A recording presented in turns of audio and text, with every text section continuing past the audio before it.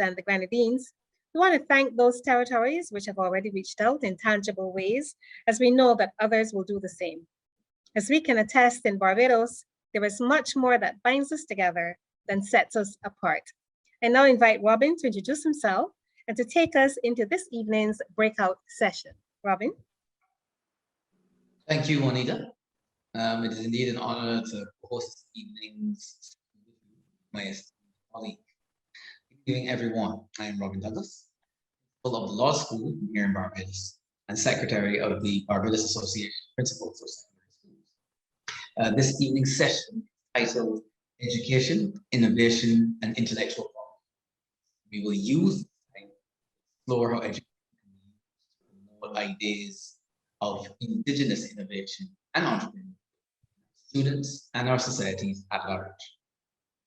In our breakout rooms, we will reflect and share on the topic, what are some of the things you have done or would like to do to encourage innovation and entrepreneurship in your school? RSC will now assign us to the various rooms where we anticipate much sharing on this topic.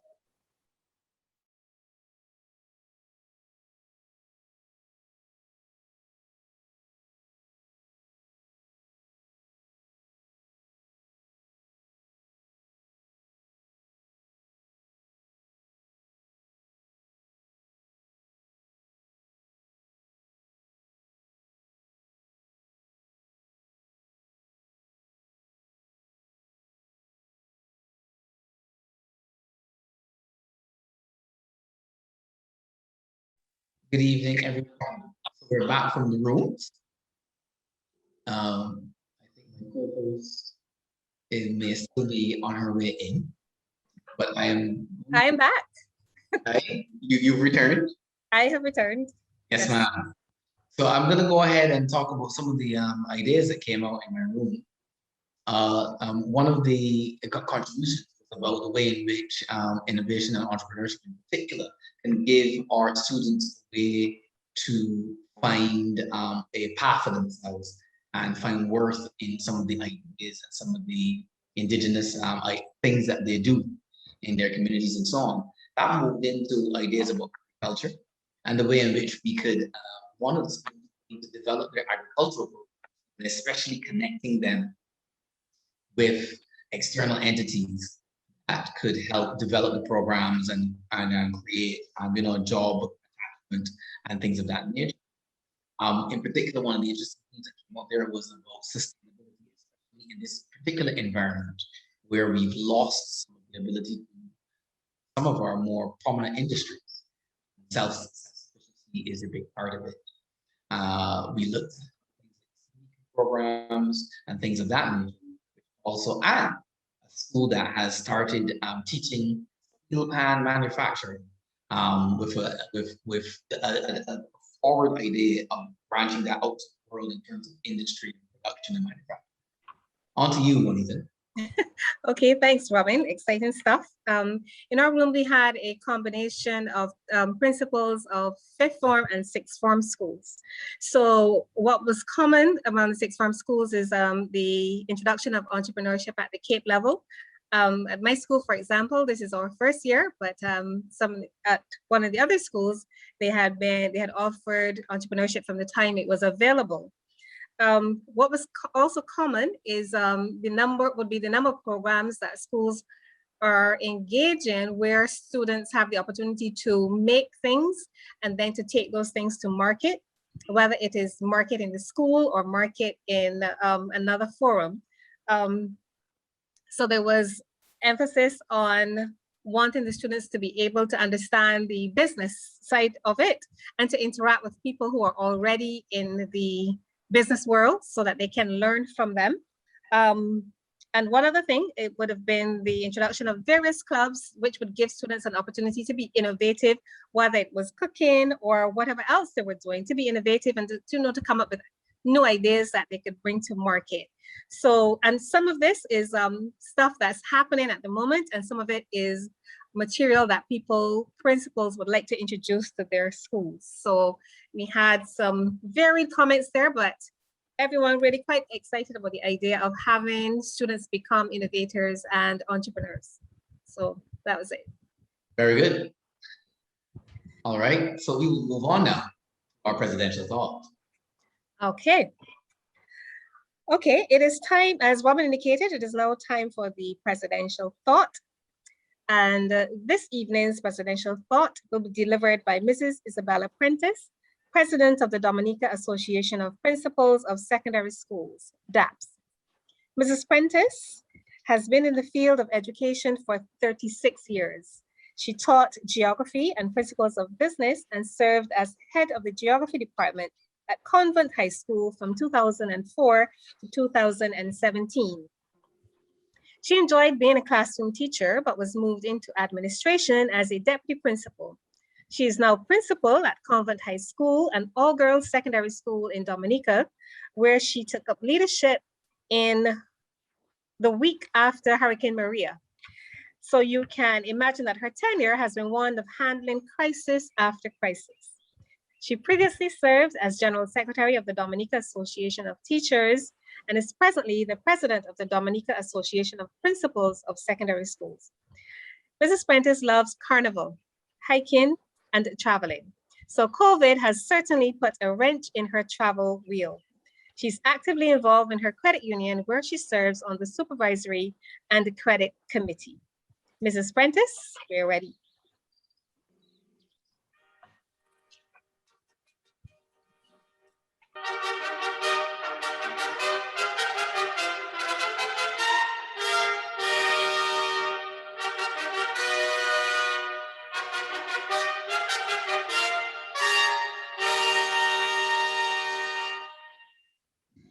Good evening, colleagues. We are indeed living in challenging times. Just when we thought we were going to get a reprieve from COVID-19 via a vaccine, in comes La Soufriere 21. Wow. How do we turn? What do we do? Where is our strength, our resolve? Do we have anything left in our internal arsenal to help us navigate through? We have not been in physical contact and as such may not have honed in on our human interaction over the past year, which would ensure that we are empathetic to each other. This puts us on track to develop our empathetic gene. For almost an entire year, we've had to focus internally on ourselves, school, and community. We have to now reach out to our colleagues. This new situation forces us to look outside, causing us to develop new and innovative ways to reach out to our suffering SVG colleagues. We may be financially assisted, but to what extent is this equivalent to empathy? We may have to draw from our reserves we never knew existed and place ourselves in our SVG colleagues' shoes for a brief moment. The present situation calls for understanding and flexibility. It calls for us to dig deeply and see how we may best be able to reach out or to assist not only our SVG colleagues, but our local community. I am certain this may not be the final crisis, but if we can hold on to each other as we have started, we may come up with innovative and ingenious solutions to be there for each other. An article in Educator Inspire states that we should create emotionally safe environment for staff. but I fathom to add also for students and regional colleagues. The article highlights 3 areas that could assist. One, honor the difficulty of the challenge. How is the SVG situation impacting each of us? We need to connect with each other on one level or another and express our emotion, not bottle up, but express it. Two, give others permission to feel the emotion of the moment. Show that vulnerability is not weakness, but a strength. Three, bring people back through hope. Remind them of past challenges, such as Soufriere Hills in 1995 in Montserrat, Hurricane Maria 27, vis-a-vis today's situation. Now is not the time for us to quit, but to stick together. We have been functioning and surviving in novel ways, either through a room full of masked persons or through a boxed screen. And we've learned to be empathetic, innovative, and flexible. We survived no matter how challenged. We held on to each other by providing what little we could, whether through a WhatsApp or an email. We are navigating this unknown channel together. I am sure if we continue holding each other's hand along this path, we will achieve much. Let's continue to stand together.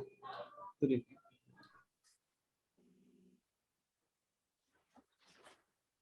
Mrs. Prentice, we want to thank you very much for your very insightful words, very apt at this time and very sobering, but very relevant to tonight's conversation.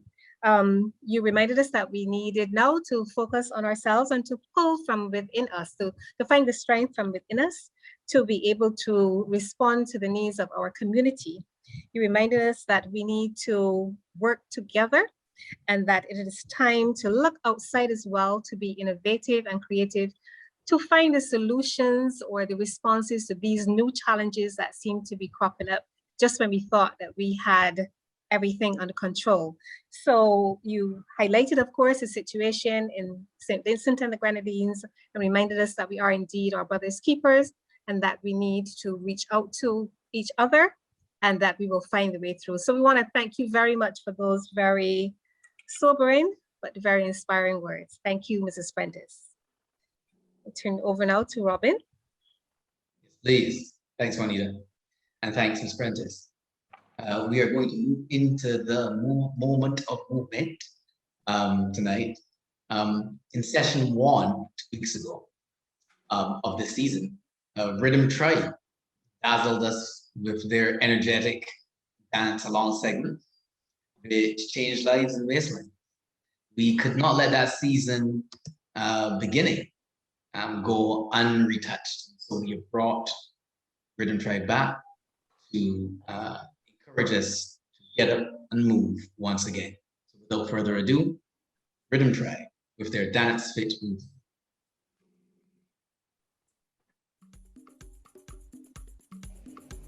Hi, my name is Aisha, and today in studio I have with me 2 more of my Rhythm Tribe friends.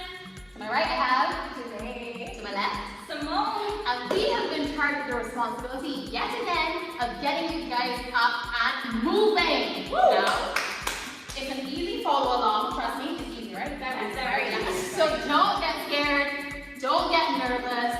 When in doubt, just keep moving. So we're ready to go. Are you ready to go? We're ready. Let's do this.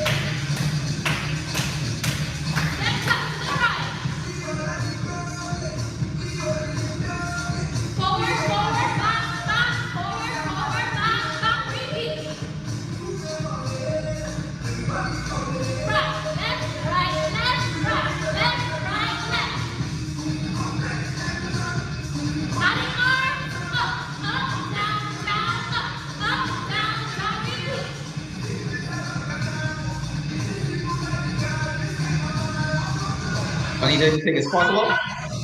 Very possible. 4 hops. To the left.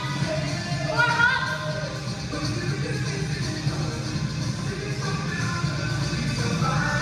March it out.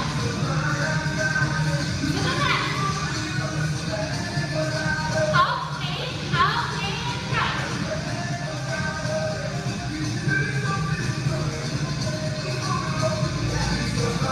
March it out. Big up right leg. Ala. Ala. Double up. Ala. 2, take side, 3. 4, take go up. 2, 3. 4, double up. To the back.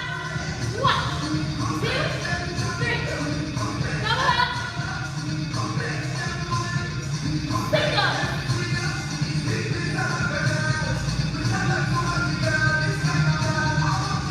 4 hops. 1 and out. 4 hops. Left. 4 hops. Right. March it out.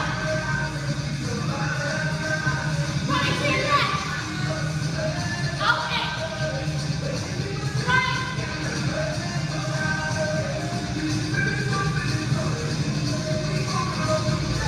March it out.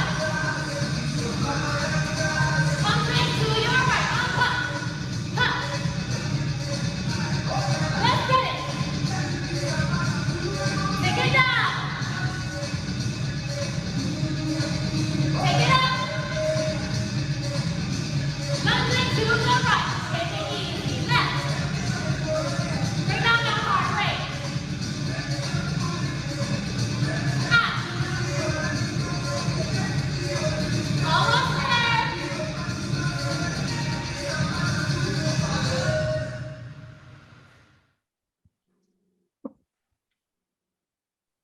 Yes, please. I know I got into that a bit late, but yes. Life for you. Thank you, Aisha Commission and Rhythm Tribe for that amazing movement as usual. Well, after that refreshing break, we're going to dive into our panel discussion for tonight. Our discussion this evening is going to be related to the topic, and we're going to use that discussion to deadline on the stated theme, as we said before, education, innovation, and intellectual property. First panelist is Mr. Nicholas Teth Hinkson. Nicholas Teth Hinkson is an award-winning Barbadian recording artist, businessman.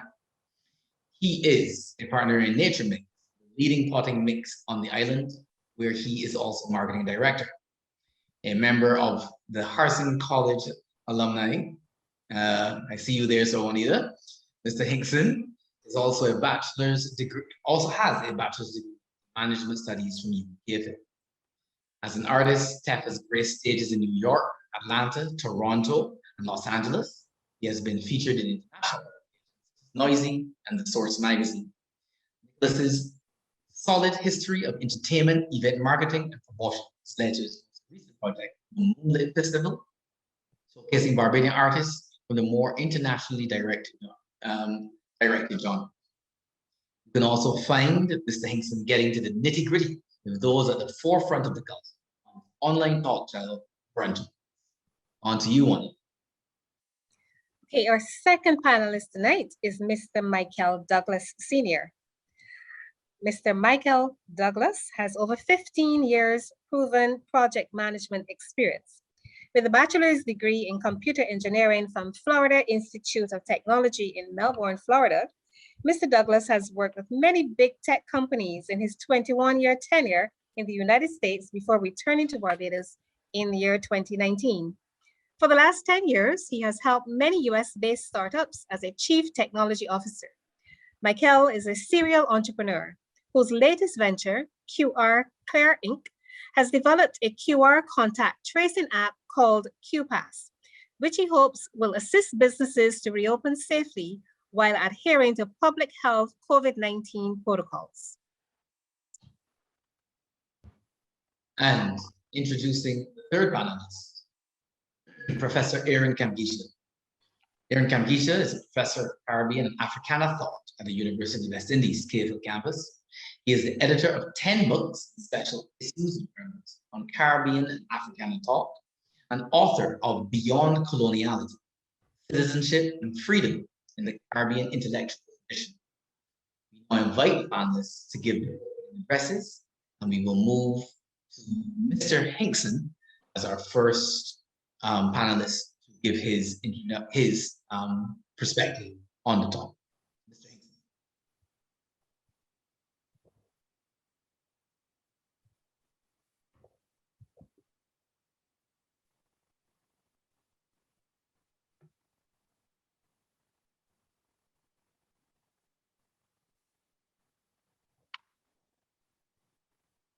Got Mr. Hinkson up there.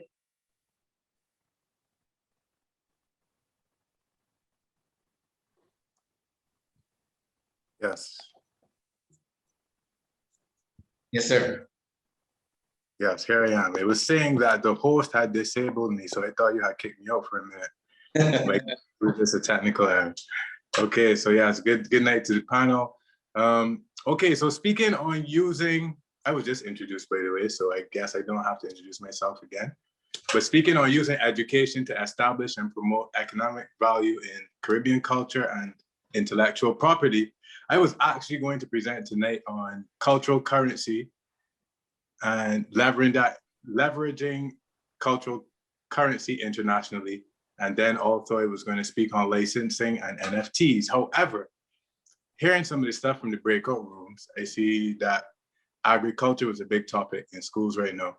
And it's also very relevant to this. So what I'm going to actually switch and read a press release that I was about to release last week, one day before the Soufriere volcano erupted, for a campaign I have called Kids Gotta Grow from Nature Mix, which is part of Mix company that I'm a partner of. Now, I actually have a quote here from acting principal Robin Douglas. So I'll just read it. I'm basically going to get to a point where I want to speak about introducing certain aspects of this into Career Day, but I'll just read through to give a background and then touch that, and my 3 minutes will be gone. Nature Mix is stepping to the mound with their Kids Gotta Grow campaign. The mission is to present a more appealing perspective to primary and secondary school students across Barbados as it relates to agriculture.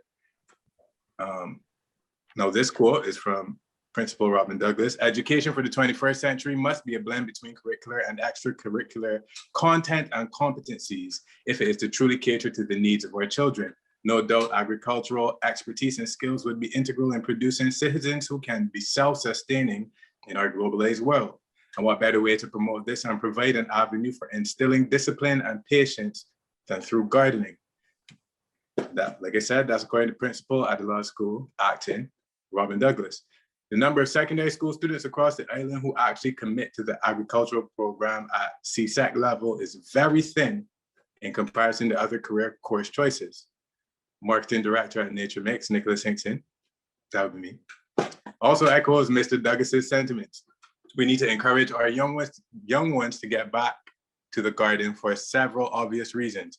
Food security, according to a 2019 Forbes magazine article, Barbados's $325 million in food imports accounts for approximately 90% of all domestically consumed food, with 88 million of this expense being attributed to primary agricultural goods such as lettuce, onions, etc.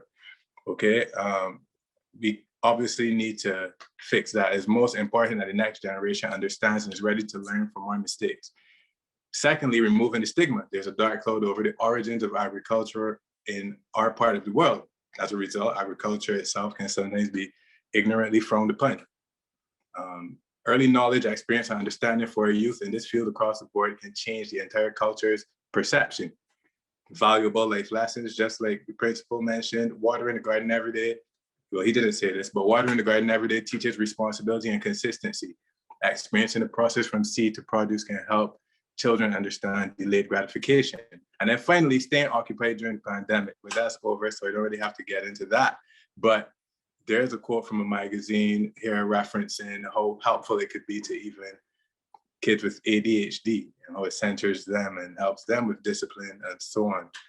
So, you know, we're aiming to represent for the industry by making agriculture's presence felt at the annual Career Day for secondary institutions across the island. Starting with the Lodge School, we have quite a few comrades in the agricultural industry, as well as ourselves, who have tons of fun doing what they do with nothing but promise and a bright future ahead. And quite frankly, the young ones want to know that there's money to be made as well, right? So I'm just going to freestyle off that and say, according to some of the stuff that I heard earlier in the breakout rooms, I definitely had to switch to speak on this because I don't know if I'm at liberty to say the number of students, but the program at Lodge is very thin this year, the amount of students that chose to carry to CSEC level.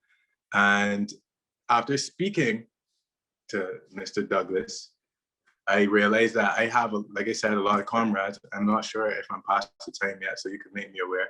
But for instance, there's myself. I am a rapper, you know, it doesn't get much cooler than me, right? And then I have a friend called Crystal, Plant Parents for Business. She has a boutique on the West Coast that sells plant stuff. And she does gardens for people in Sandy Lane. She creates gardens and does like decorative landscaping. And there's so many elements of it. You know, other people that, like you said, aquaponics, you know, people growing stuff that they make tons of money and they have fun doing it, and they've been doing it from young and they control it. So I really think that if we get some of these people at Career Days, and seeing that I am actually here with the whole Caribbean representation of the principals, I think it would be even greater if we could get this to be Caribbean wide. And I would like to advance conversation with that, regarding that. Thank you very much, Mr. Hinkson. We'll now move on to Michael J. Douglas, Sr., with his presentation.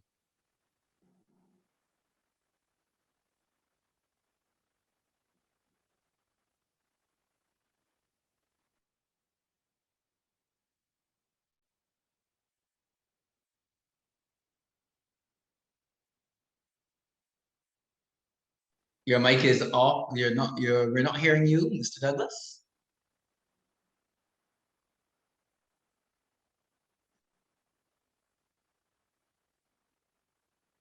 Is your mic on? Can you hear me now? Very well. Okay. Yeah, so tonight what I want to specifically talk about is, as you said, the role that education would play in economic development. Returning from living in the US after 21 years, it was one of the glaring things that I noticed once I returned here, that you know, the Caribbean as a whole is still a region of consumers as opposed to creators. And education plays a large role, probably higher than that of tourism or foreign exchange. I would go as far as saying it is the prime mover for economic growth. For us to compete at a global level and to get higher paying jobs associated with a higher skilled workforce, it all boils down to education. So this symbiotic relationship that education and the economy has that has a direct impact on, I guess, what I would call our cultural product offerings. I mean, Crop Over might be a cultural product offering. Hinkson's music is a product offering. And all of the Caribbean states, for that matter, have unique products or services that could be realized if education was at the core. Innovation, ideas, startups, products, the only way one can really get to the level of maximizing the value proposition that those products have is through education. So it all comes back to that. Things, learning concepts such as value proposition, pivoting, maximizing the value of your particular product is critical for a company to be, you know, sustainable or even raised to the level of becoming a legacy. It's much better to have that skill set and learn that skill set at an early age, whether it's at primary school, secondary school, tertiary level. You don't necessarily have to go to university, but if these concepts are taught at an early age, then the future creators, not consumers, the future creators of this generation wouldn't end up creating a product that may end up being realized by the UK, Canada, or United States, and then some other company coming along, taking your idea and maximizing the value that it has that you weren't able to realize because you did not learn that particular skill set. Over the years, a lot of people have asked me where I've gotten my entrepreneurship spirit from. And although I was always a tinkerer or always an engineer, you know, breaking down toys, motors, Robin could attest to this. I would really say that it really came about once I was selected and participated in the Junior Achiever program here in Barbados when I was 15. The Junior Achievement program gave me the beginning skill set that put me on a path for the next 30 years to be an engineer and to be a serial startup entrepreneur. Obviously, it helped that I was selected to be the president of the company, but notwithstanding that, the skills from taking a product, like my company at the time, I still remember the name was All Star Enterprises. We decided that we were going to make aprons, all sorts of different aprons, and we got into courts. And we made Black & Decker using the print material similar to the Black & Decker style and stuff like that. But it was learning these skills at 14, 15, 16 that put me on a path. So one of the things I would like to see after returning to Barbados now is that more emphasis is put on making our youth realize that they don't just have to play video games or watch a TV or do or use a product that was made somewhere else. They can come up with those ideas themselves. There's a famous game a lot of people may not know. It's called Flappy Birds. It was made by an electrical engineer from Vietnam. And he tinkered on it, I believe, for 4 or 5 consecutive weekends. And he came up with a game that ended up generating $50,000 in ads every single day. And it was just a simple game that you used to tap on your phone and the bird would jump up and down, and that was it. But he could have sat back and said, hey, well, there's Nintendo, there's all of these other games or whatever, but he didn't. And then it's that curiosity and that know-how that we need to instill in children now, especially at an early age, so that once they leave school, whether they have the economic ability to go to a university overseas like myself, or whether they stay here or they do vocational training or whatever it is that they do, that when that light goes off at night and they're sitting down there, they're thinking, I wonder how I could solve this problem. I wonder how I could solve that problem. Who do I talk to? Where do I get the financing from? And be able to see it through volition. I think this would be one of the major steps in moving Barbados and all the Caribbean islands towards a more, what would be considered a second world or first world country level. So yeah, that's one of the things that I would like to share. I saw some of the comments, but yeah, definitely a serial entrepreneur.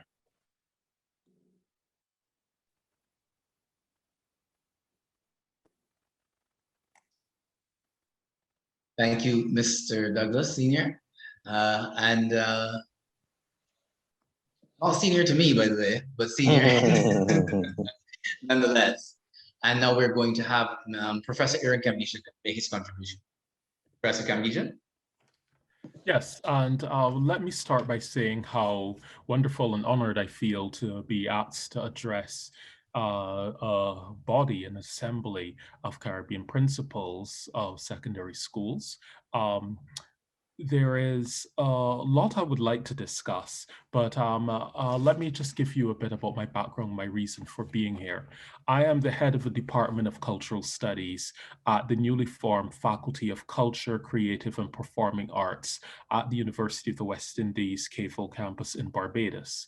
And we are the first faculty that has ever been created anywhere devoted to the study of Caribbean culture. And I just put in the chat for you, because obviously I can't tell you everything about what we do, the website. And I really would urge you to, and we know how these meetings go. So when it closes, you may not be able to find it. So just basically click on the website so that you can at least look at it later and consider the kind of offerings and the things that we do there. Now, it's a newly formed faculty. It just was inaugurated in August of last year, even though many of the programs have been long-standing within it. And it comprises two departments. One is the Department of Cultural Studies, which I'm the head of, and the second is the Arrow Center for the Creative Imagination. And the Arrow Center for the Creative Imagination teaches various forms of expressive culture, so dance, theater, film, and music.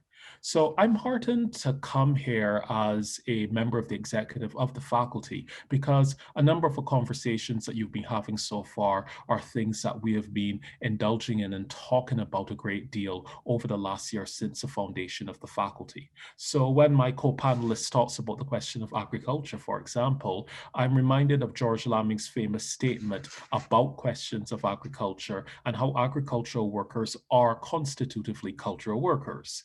And Lamming once famously said that we don't often understand that a minister of agriculture in the region is actually not only a minister of culture, but he or she is faced with a very specific problem. And that specific problem is how to decolonize the palettes of a population who have surrendered their taste buds to foreign consumption. Okay, that is one of the many very interesting questions that we are faced with there. And agriculture, of course, becomes very important because it is an intimate cultural act that we engage with over and over every day. So I just wanted to flag that to express my solidarity and interest with my co-panelists. Yes, of course, everything that Michael, who I've known for many years now, has been saying about questions of creativity, about engineering, and about those kinds of processes. Now, I just want to say in the time I have remaining, a couple of things about the question of culture and how we may want to think about culture. People often ask, what is culture? And culture is one of the most difficult words to define in the English Dictionary. But culture is in the main the human creative response to the challenge of surviving environment. And there are many different forms that we think of when we think of this question of culture. We often think about question of identities. We also think about our intellect and our emotive selves and how we actually communicate and express a particular kind of identity that gives meaning to the traditions that we have forged over time and the cultural expressions which have come to constitute how we see ourselves as human beings. In our faculty, we actually try to critically examine a number of cultural practices and how meanings are actually produced, circulated, and changed over time. We think, of course, closely to questions of the creative economy, and we try to foster an appreciation by the creative students in our midst of how the creative economy can actually be used to their benefit. We all have to eat in the final analysis. But at the same time, there's also something very fundamental about culture that we should never forget. And that is as a tool of liberation, a tool of decolonization, a tool of resistance to white supremacy and to forces that would wish to recolonize us, which is very important when we think about the drama that has been Caribbean history. So I'll pause there so we can move onwards to the question time. But I want to say again, thank you very much for this welcoming introduction. And I really do hope that for all of you who are interested in the question of culture and in thinking about the question between, about the nexus between culture and the creative economy, to also acquaint yourself and your students with the kind of work that we're doing at the University of the West Indies. The University of the West Indies is the most important institution that has been forged in the post-colonial Caribbean. And it is our our interests to actually appreciate it, value it, push it to become better, but also understand that it's there to serve all of us. And certainly with that, I'll end. Okay, thank you so much, Professor Kembish. I'm going to pose a question to the panel to get us started. I see that I am aware that Mr. Hinkson made an interesting comment about the way in which agriculture has a negative connotation within our society. And Professor Kambisha, I heard you mention the way in which you talked about decolonialization, was it, of the agricultural process. So I'm wondering, what are you talking about here? Because I know that there are many of our citizens and many of our persons in our schools that don't want to do this job because they think it has a certain meaning to it. Would anyone in the panel want to speak about how we can possibly overcome these negative connotations, what these connotations are, and how we can overcome them? I guess I could take the first, I could answer that first. Right, so I mean, we know some connotations. We know the history of slavery. We all know the history. So young people, first off, the young generation doesn't like physical labor. I mean, no one actually really loves physical labor until you start to like something that has physical labor attached to it, naturally it's human beings. So there's that, and then there's the fact that obviously, the history of slavery, like I mentioned before. So it's very hard to get students to see it as an appealing industry to get into. But one thing that comes from that negative connotation, they think that there's no money to be made, because when you associate slavery with agriculture, you think little money. So Douglas would have mentioned, it's all about education. It's all about getting them to understand. From my angle, I think I had also mentioned it when I spoke, career days. Mr. Douglas, can I mention the amount of students that entered your agriculture? You're putting me on the spot, but we did talk about the fact that yes, we are all battling the lower turnout and the lower numbers, and you were talking about a strategy to improve our numbers, not just with my school particularly, but across the board.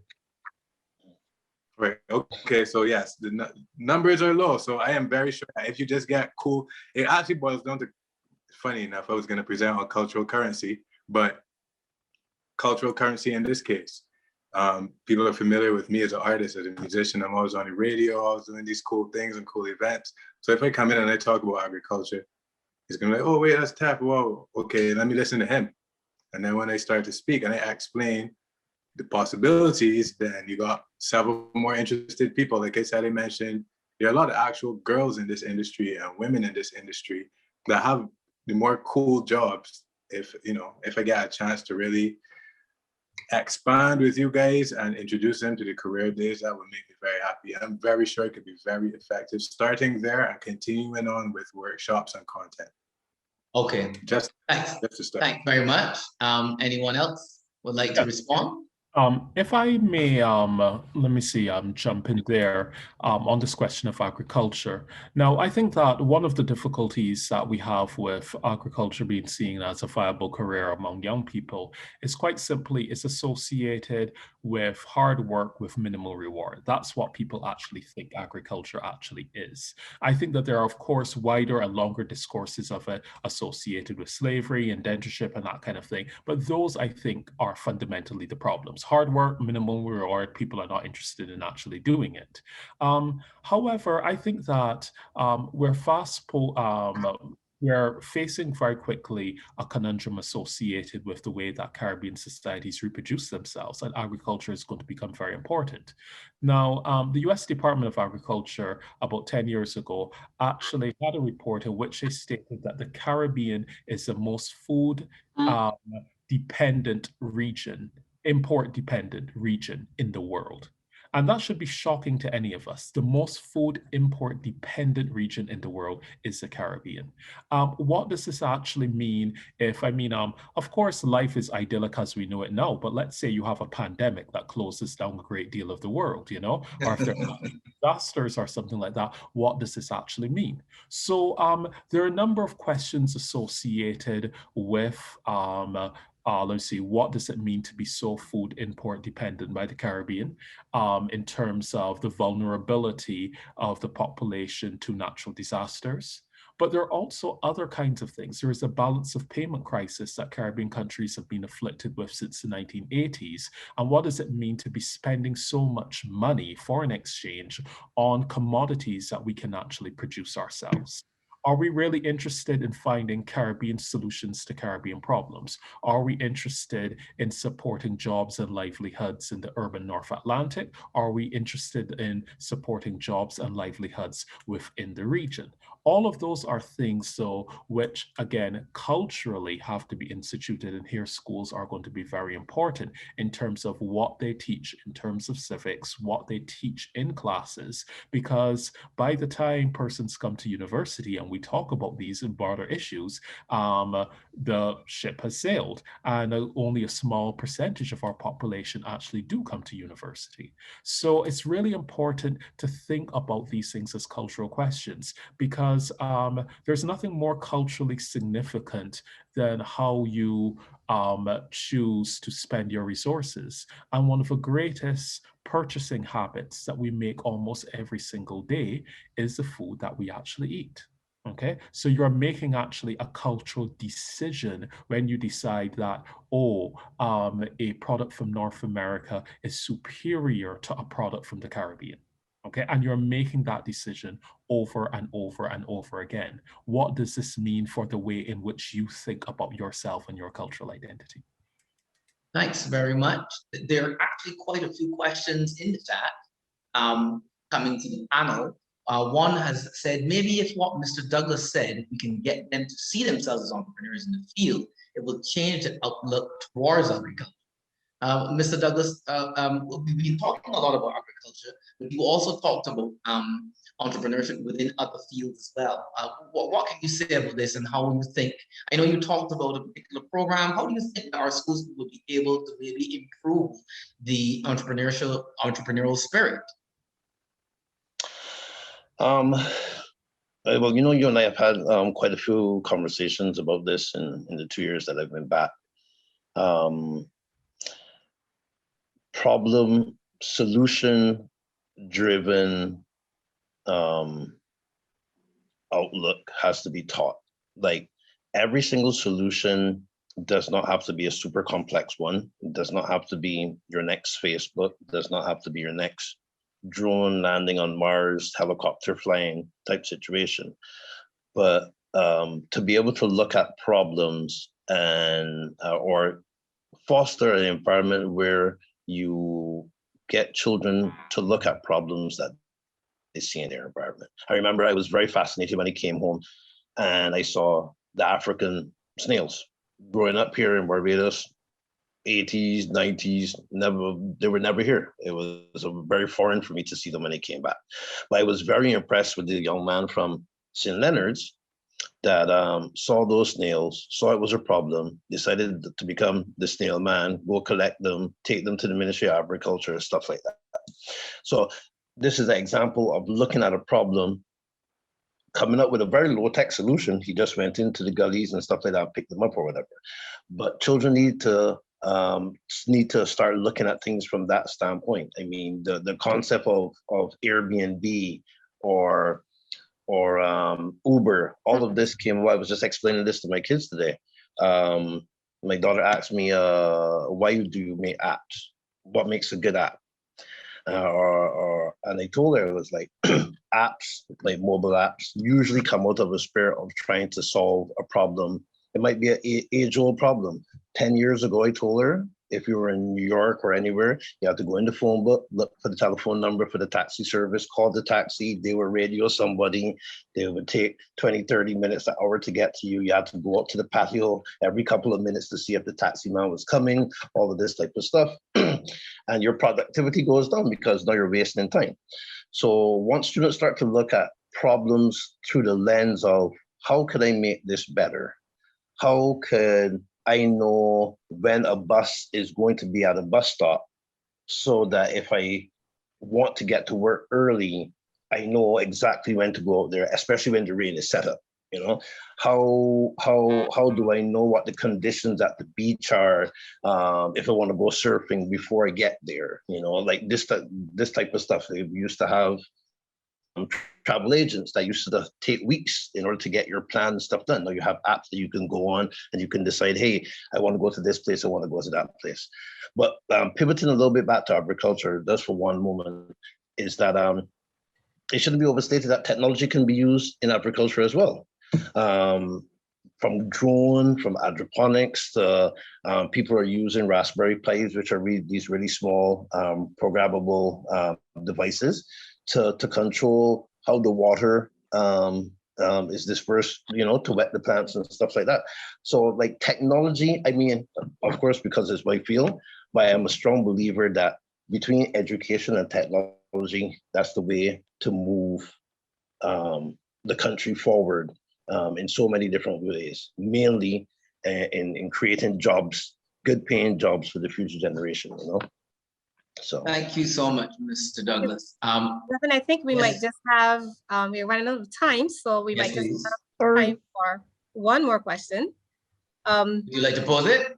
Sure, there's several questions in the chat and I'm sorry we're not going to be able to delve into many of them, but I'm looking at one here that says from Dominic Jeremiah that says, what strategies can principals and educators use to incentivize our young people to have a greater vision of Caribbean culture? What is needed to embrace new innovative business visions? So I don't know who on the panel would like to take that last one. That sounds like Mr. Douglas would be good at that one. Well, I did it to you guys really, because you guys are specializers there. who wants to go first? Well, make a decision. Our time is running low. Yes, so trying to Let me just principals say, can do. Yes. what principals specifically can do? Well, educators, what can we do Educators. in our classes? Yeah. In Yeah, our schools. all I would say is that from my end, I ask us to all realize that we're all Caribbean educators here. We have a regional university which is highly acclaimed and highly recognized worldwide, and I suggest that you actually utilize it. In other words, we're more than happy to come and have those kinds of dialogues with your students and with educators, in which it's an open door in which we basically learn from you about what your needs and priorities are, and you learn from us. Okay, and I think that a closer connection between the university and the secondary schools, so that we are understanding what is actually happening on the ground constantly, would be vital and would, from our perspective, be salutary. So I'll just say that. And my little short contribution to that too is that principals can seek out some of these innovator webinars and conferences. There's one called Tech Beach that happened earlier this month. There are many webinars that come there at the Hilton, Radisson every year. You know, get a couple group of the students to go and sit down at one of these conferences and hear the type of conversations that the panelists and even the attendees are, and they'll get to see that idea of where things could go. You know, 20 years, 30 years ago, we had Intel here, and there are a lot of people in Barbados that are a product of their parents or their uncles or their family members going to Intel. I was one of those people. No, we really don't have those type of things. So a young person growing up to have the idea that they can innovate or come up with something, they need to actually see tangible things, or at least associate with people that are doing it on a regular basis. Thanks very Yeah, much. 30 seconds. Yes. 30 seconds. Okay, right. So he actually started to answer it at the ending, but I wanted to reinforce bringing examples, like students understand and comprehend examples that are right in their face, spelled out, because they're not looking at information all the time. Sometimes the information has to be tossed at them. So I will just end by saying, to define cultural capital, the cultural knowledge that serves as currency that helps us navigate culture and alters our experiences and the opportunities available to us. Cultural currency is very important to the youth. Like you said, culture can be quantified in many ways, and you can even see this by how students use social media, etc. So I'm just saying that to say, bring people with cultural currency and cultural relevance that will interest the students and can change their perspective in one session alone. Okay, thank you All very right. much. Thank you very Robin? much. Thank you. Yes, ma'am. Well, we're going to close. We've had quite a night. I'd like to thank the panelists very much for their contribution and their deep exploration of the topic. It actually could be deeper. We have teased out many different paths and ideas, and there's been a wealth of interest that's coming from our audience, questions and so on. And we wish that we would have had an opportunity to do some longer things. And we hope that if at all possible, our panelists will be willing to have a longer session, a more specific session to each of their fields in the future, if possible. I would like to thank Ms. Wade. As always, it has been an absolute pleasure working with you, as always. I'm going to remind all of the persons watching tonight that there will be an evaluation form via link provided in the chat or in your emails that you can give your feedback opportunity. Your feedback is pretty critical as we continue to try to improve these things as we go from week to week. On these things, these sessions, as we go from week to week, as we continue our journey in improving the education product that we bring to our children and the solution as we I'm going to ask you to please continue to be safe, challenging. And I'm also going to ask everyone to keep our brothers and sisters and the Grenadines in our prayers so that we be given what they have.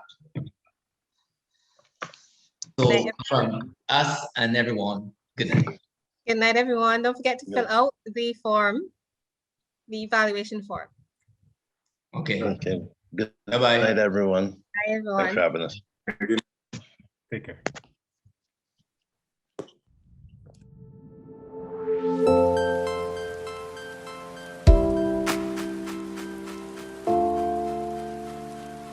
Thank you.